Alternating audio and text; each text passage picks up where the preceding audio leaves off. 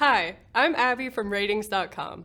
Today we'll be reviewing the System76 Launch. We'll be evaluating it on our standardized test bench to see how it performs and if you should buy it.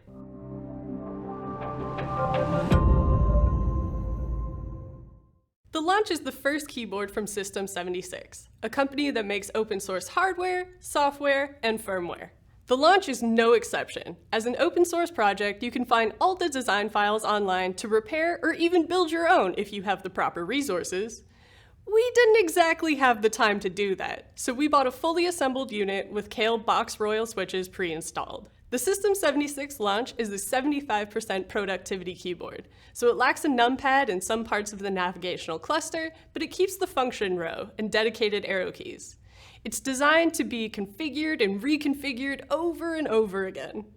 It comes with extra keycaps of varying sizes so you can play around with the layout. For example, if you want one half of the spacebar to act as the shift key, you can change it out on the keyboard and remap it using the software. Plus, it comes with a bunch of extra tools to help you, like a switch and keycap remover.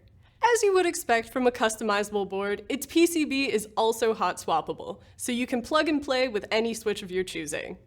The chassis and baseplate are one solid piece of aluminum with a metal plate screwed in underneath to protect the internal components, so this keyboard is solid. The PBT keycaps have an XDA profile, meaning they're all the same height, so it looks flat no matter what angle you view it from. And if that weren't enough acronyms to throw at you, the RGB backlighting doesn't shine through the key legends as they're printed on using dye sublimation. The switches sit right on top of the baseplate, which is great for dispersing the backlighting, but not great for the acoustics since there's no foam or sound dampeners around the switch housing. As for ergonomics, it has a magnetic lift bar to raise up the keyboard, which helps since the keycaps are all one height. More importantly though, you can use the configurability of the keyboard to make the layout comfortable for you. As it's primarily designed for productivity use, the latency is too high for reaction-based or competitive games, but it's perfectly fine for casual gaming or daily work tasks. In terms of extra features, this keyboard isn't lacking. Along the top, there are 2 high-speed USB-C ports and 2 high-speed USB-A ports. This is super useful for connecting to other peripherals, charging your phone or headphones during the day, or even uploading files from another device. Although there aren't dedicated media keys, you can access them using hotkeys. Similarly, you can control some of the backlighting effects using hotkeys as outlined in the user documentation. This keyboard uses in-house software for customization, aptly named System76 Keyboard Configurator, which is also open source. It's also QMK supported, and you'll have to use QMK to program macros as you can't do that directly in the software or directly on board. Impressively though, the software is fully supported on all major operating systems, including Linux. Now on to the typing experience. Obviously, this isn't your grandma's keyboard.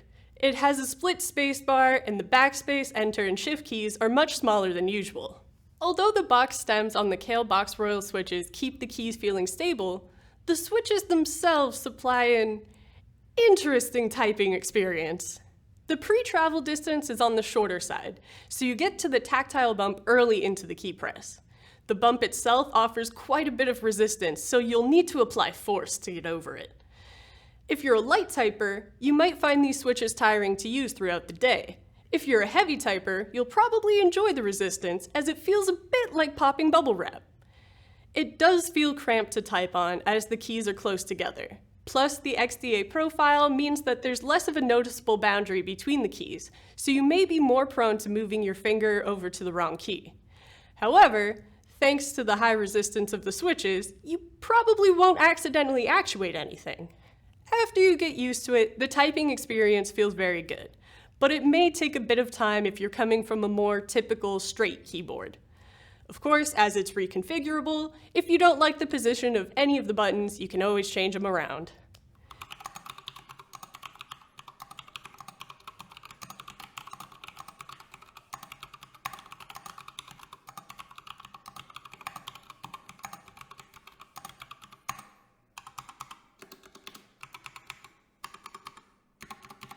This brings us to the main question.